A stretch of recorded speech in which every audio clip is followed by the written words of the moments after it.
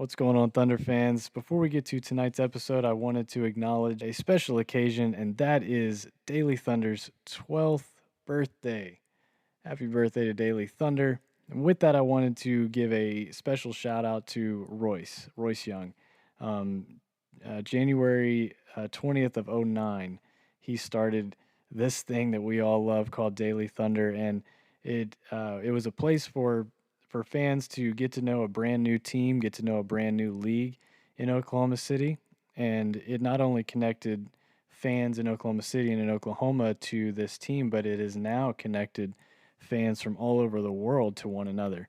It has really become a community, a big playground for fans to learn and to get to know one another, to help each other cope after playoff losses, even finals losses. It's been quite a ride, and we owe a lot to Royce and to Carrie. Thank you for building it. Thank you for taking such good care of it, and everything that we do here, we hope to make you guys both very proud. Also wanted to shout out Thunder Chick for being the community historian and helping us remember and recognize all of these awesome milestones. So a big shout out to you. Again, shout out to Royce and Carrie. Thank you both so much. And with that, welcome to the Daily Thunder podcast.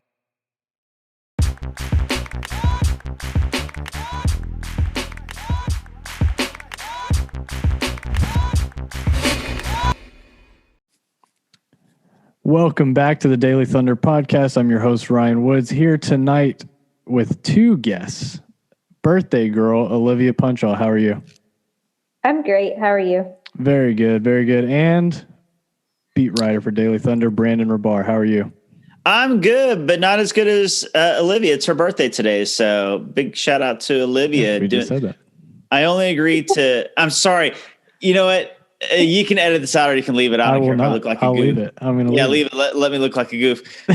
we plan to do this in between Mark Dagnall's press conference and the players, because the players always take like 20 minutes to shower and stuff in between.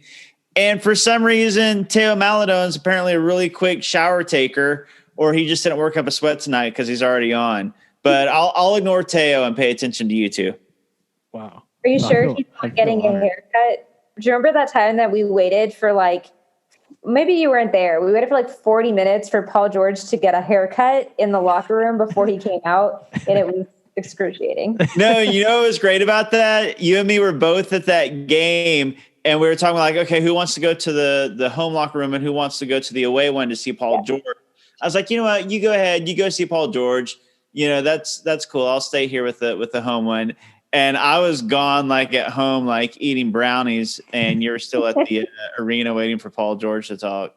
Yep, it's true. So and then I had to pee really bad. I don't know if I'm allowed to say that, but I had to pee really bad. I didn't want to go because then I would miss it, and then the whole point of me waiting would have just been pointless. Ryan regrets so hard asking us both to come on this episode. We just overtaken his organized I love it. We're talking about brownies and peeing. You guys have created a monster already, because now I'm going to ask you both every single time. Oklahoma City takes a pretty good beating tonight in Denver. Final score 119-101. Brandon, we were talking before we started. The Thunder kind of got off to a pretty good start. They ended the first quarter 31-all, but had it 31-23, I believe, and then the wheels kind of came off from there. Yeah, so the Thunder looked great in the first quarter. They had that 10-0 run to take the 31-23 lead, and then to end the first quarter and to begin the second quarter, the Nuggets go on a 15-0 run and go up 38-31. And that's kind of where the game was lost. I mean, it got worse from there, but I think that's where, had that not happened, I think we see a competitive game for the rest of the way. But it just kind of seemed like the Thunder got a little deflated and started kind of pushing, started taking bad shots and things like that once the kind of snowballed there. We'll get in. I mean, the result is what it is. I kind of want to get into some negatives and positives of the game. One big negative that I felt has been a continuation of previous games is they really are struggling to rebound when Al Horford doesn't play. Yeah, and I like Isaiah Roby. Like, I feel like he's doing a solid job, considering that he's a guy that was, considered a cut candidate during preseason. Most Thunder fans wanted him gone. Analysis didn't know why he was on the team. And here he is in 4 starts. He's hit double digits every game, and he's looked like a player and a keeper, but he's still a 22-year-old second-round rookie or second-round sophomore.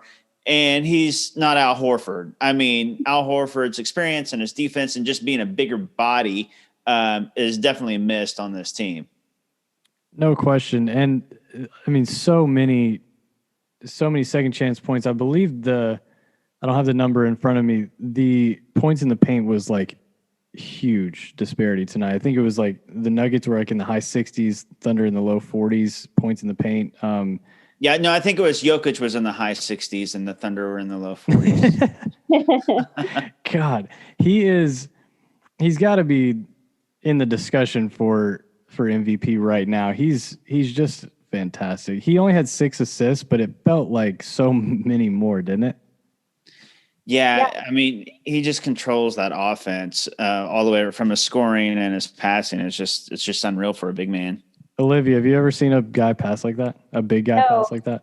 I haven't. And also, I'm pretty sure he's leading the NBA in assists right now, which is absolutely insane for a guy of his size. He's just like everything that you would want and that the Thunder have always needed, all in one player. Like, he can pass, he's a center who can shoot threes. That was something that we always wanted, Serge Ibaka and Steven Adams to do, and it just never really worked out for them. And so it just makes me super jealous of Jokic, and I wish he was on the Thunder because he's phenomenal. He made a couple passes tonight, and he does this routinely where he's kind of holding the ball out in his right hand away from the guy that's on him, and everyone just freezes. Everyone's just kind of waiting on his decision. He whips these passes to the corner from the other side of the floor, and it's like the defender has no shot at recovering back to the man. It's just a matter of if it goes in or not. But those assists, that's kind of why I felt like he had 11 or 12 assists tonight, because he had a couple of those passes that are just like, they are so deflating as for a defense. You've loaded up on the guy, the best player on the floor. You've loaded up, and in a blink, the ball is 20 feet, 25 feet away, and there's really no chance to recover. Yeah, it sucks. I agree with Olivia's analysis there. Yeah, I mean, that's what you come to the Daily Thunder podcast for, is that kind of analysis. That is big time. That's why I recruit her to Crossbolts. I can see why. I like it. So Jokic finished with 27, 12, and 6. Honestly, they didn't get too much from one individual, but they did end up with several players in double figures, including 15 off the bench from Monte Morris. A positive from this night is Lou Dort. That's probably your player of the game for Oklahoma City. What did you see from him defensively on Murray tonight, Brandon? I mean, he locked him up, and Dort Knox, he was locked in the Dortress all night. I see those names on Reddit, and I just wanted to throw them out there because they're fun. I've been brave enough to put it in anything that I tweet or write. So I figure this because people just hear it and then it's gone. But I mean, really, Jamal Murray, 2 of 10 shooting for 5 points. This is a guy, if you remember, he was tabbed in the playoffs last season as the next NBA superstar, no brainer. He was going to be an all-star this year. ESPN ranked him number 21 coming into this season. By the way, Shai Gilgeous-Alexander has outperformed Jamal Murray across the board this season. But all that said, he's the Nuggets' second best player. He's a rising star. And Dort outplayed him on both sides of the court. Not only did Dort completely lock him up and not let him get off any good shots, Dort smoked him on the other end as well, scoring 20 points, hit 3 threes. Olivia, 20 is how many times of 5, Miss USC? 4. So Lou Dort scoring 4 times the points of Jamal Murray. If you had that in Vegas, like, please come forward and collect all of the money. Yeah, definitely. I don't think anyone predicted that. I mean, I don't think anyone ever predicts anything about Lou Dort. He's such an enigma. You just don't ever expect what you're going to get from him. One thing that's really stood out to me this season has been so much more consistent than he was last season. So a lot of time last season, especially during the playoffs, it was really variable whether you could count on him to be an offensive force as well as defensive. But I feel like this season he's done both exceptionally well. And that's really exciting to me. I had said on Twitter, I think his ceiling is Marcus Smart, so a player like that. And now you think it's Dirk Nowitzki? Now Same. I'm like, who? Like he's still developing. Obviously, he's not Marcus Smart yet. But now I feel like I have to rethink the whole thing. Dirk is like the most opposite player Dort you could find. Like, kudos for coming up with like the most randomly opposite player of Dort. Lou against Dirk. Well, it wasn't like a size thing, obviously, but I was more just like a defensive, offensive, 3 shooting. I don't know. He's your 3-and-D guy. He's your classic 3-and-D guy, obviously. It really is crazy, like to think what I mean. This is his first full season. This is we are off the rails tonight. This is his first full season, and it's like it really is insane to think what he could potentially be in 3 to 4 years. That's kind of what I'm saying. So you're basically seeing now what happens like 99% of the time on cross pulse that you don't see like on the actual videos. But yeah, no, Dort's rise has been just unreal. He's still on the Oklahoma City Blue front page, like on that roster. That's how recent it's been. They haven't updated the page yet, but he's still on there. And here he is. We're talking about him being a Marcus Smart type player, and it doesn't even sound crazy. Like he's come that far that fast. So another player that I wanted to get to tonight, we hit a positive. Let's hit a negative. What is Pokachevsky? What is he? An enigma wrapped in a mystery. Wow. I don't know. You can't even I don't know. Well, first, okay, let's start with the obvious. He's inconsistent, obviously. Like he has some games where, he might not score the most points, but he is a plus because of his defensive skills. He has some other games where he hits a couple threes, and that's really exciting. Then he has games like tonight where he has 0 points and just really not. He was 0 for 5 from 3, which is just awkward. So, I mean, but I'm like, at the end of the day, I don't really expect that much from him. Honestly, I thought that he would spend most of the season with the Blue. I think he's like a really long-term project, like a 2-3 year project. So, I mean, I don't really have much to say about it, but I think inconsistent is the biggest word I would use to describe him. I have a question for either of you, really. Who was taking him in the first round? But other than us, why did we trade? Why did we have to trade up to get him? Who was competing? Who are we competing against to draft him? It was Dirk Nowitzki's former team, the Dallas Mavericks. Were they really going to do it? Yeah, they were. The word is, and from good sources within the Mavs, not organization, but the people that cover them, were that the Mavs were going to take him at number 18. So that's why Presti wanted to jump.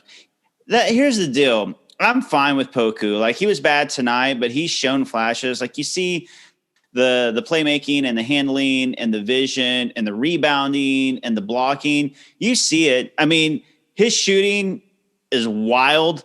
His shot selection is worse. But I do think he has the ability to shoot. It's not like his form is bad and stuff. They see that in him. The thing is, he's the youngest player in the NBA, and he's 7'2". And you got all those things. You just swing for the fences. Why not? And I'm totally. I'm with the pick. I'm excited to watch what happens. I was just curious. Why did we give up an extra pick to move up 6 or 7 spots? Yeah. Apparently the intel was the Mavs wanted to take him. And hey, the Mavs know a thing or two about 7-foot Euro dudes that can shoot. I mean, between Dirk and Luka. So, and I trust Presti on this because, he was on Porzingis a year before everybody else was. He was going to take him into the 20s. And then he was on Sabonis earlier than other people were as well. And those three guys are kind of the same ilk, bigs from Europe who can handle, pass, and shoot. But they were really, really young, and he was kind of maybe reaching a year early because he saw the potential. I'm not saying Poku will be those guys, sure, but that's what Presti sees. So I'm with him. Is this the most times that Dirk has been mentioned on a Thunder podcast? I mean, we would have to go back to the days of like Thunder Mavs playoff series, and I don't even know if a Daily Thunder podcast existed at that point. So we may be setting the record. And I love that we've compared him so far to Dort and Poku. He's like an all-time top 25 player. Lou against Dirk. From now on. Poku and Dort. So we did see at the end of the game, we saw Josh Hall 13 minutes. He was kind of all over the place, but he did a couple things that I was like, hey, maybe we could see a few more minutes from him. I'd say why not? I mean, that's the whole point of the season, right? To try out different combinations, different lineups, give a lot of opportunity and minutes to young players. Just kind of see what they can do in a real NBA game against some of the league's best players like Jokic. So I'd say go for it. I mean, at the end of the day, the Thunder get better, not if they win games, but if the young players are getting better and becoming more reliable. And I feel like the only way that they can do that is if they get the opportunity to play. So no question. And that's your argument for Poku's minutes right now. Like this is such an experimental year. All you're wanting to do is get these guys on the floor and let them figure out their strengths and weaknesses and improve on things and get better. So another guy let's talk about Darius Bazley. I'm not even going to intro Darius Bazley. So there have been a few games where he's had a rough first quarter and it feels like it affects the rest of his game. Like the next three quarters for him. Tonight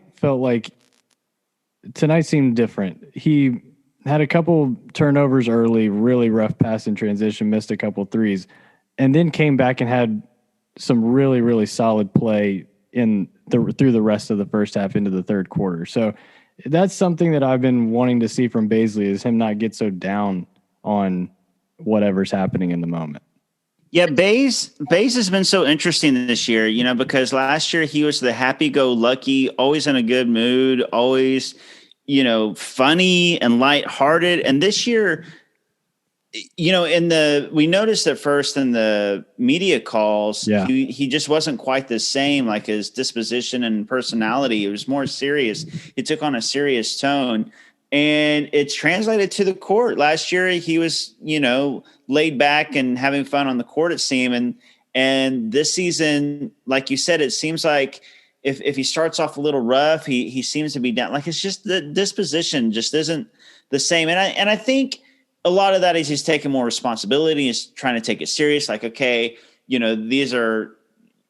he's starting now. He's taking on a bigger role. The Thunder want him to be a locked in defender. And I think he's just trying to change his mindset. And, it's kind of tough, if all of a sudden they told me I had to talk negative about the Thunder all the time and stop being a sunshine pumper and stop, goofing off. You know what I'm saying? Like, when you kind of have to change your mindset, it can kind of affect you.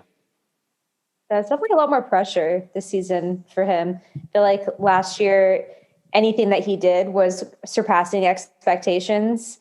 And now that he set the bar so high while he was in the bubble, I feel like the pressure on him to be really elite and be at the same level as SGA is a lot higher for him this season. I think that's the magic word is expectation. Olivia, that's where you put a lot of what we're seeing is him dealing with elevated expectation. Yeah, definitely. And, I think he puts a lot of that on himself because I think that's kind of just the person that he is. Especially, I think that playing a season with Chris Paul really changed changed him as a player and really pushed him to expect more from himself and to want more for himself than to just be, a bench player or a role player. And I think he still takes a lot of those lessons he learned from Chris Paul to heart this season, even without Chris Paul being there. And I think that he puts a lot of pressure on himself, I guess is my point. And it's not necessarily something that fans do or coach does, but I think that that's just kind of his personality to really push himself and expect a lot from himself. Yeah. I'm watching Bazley closely for that reason. I want to see that infectious, joyous personality on the floor, because that is contagious. But the kind of the moping is also very contagious. It can be very contagious as well. So I'm hoping to see that spirit from Bazley that we saw last year. Yeah, agree. Yeah, I think he's just being too hard on himself. It's all right, Baze. Just enjoy the game, man. We don't really care if you guys lose or not. I mean, Baze, that's exactly it. Yeah, you're going to look even better next to Cade next season. Don't worry about it, bro. That's right. You can't even tell him that, because I feel like in his mind, he's like, we have to win these games and it's on me to win these games. And the pressure is on me just as much as it's on SGA to be responsible for winning these games. So if you were to say that to Darius Bazley's face, he would dismiss you. How dare you? Yeah, I'm definitely not going to mention it. That's between the three of us. It doesn't get past it. I don't know that he's an avid listener of the Daily Thunder podcast. I thought I told you that. Crap, edit this, Ryan. We'll strike that from the tape. So Oklahoma City gets a day off tomorrow, and then they have a doubleheader against the Clippers on, I believe it's Friday and Sunday, and then they head north to Portland. They will play Portland without Yusuf Nurkic or CJ McCollum. So that will be an interesting one. One more time, a big happy birthday to Olivia. And thank you to Brandon. Thank you all for listening. We will be back on Friday. Cheers, everybody. Have a good night, guys. Happy birthday, Olivia. Thank you. Sorry, Baze.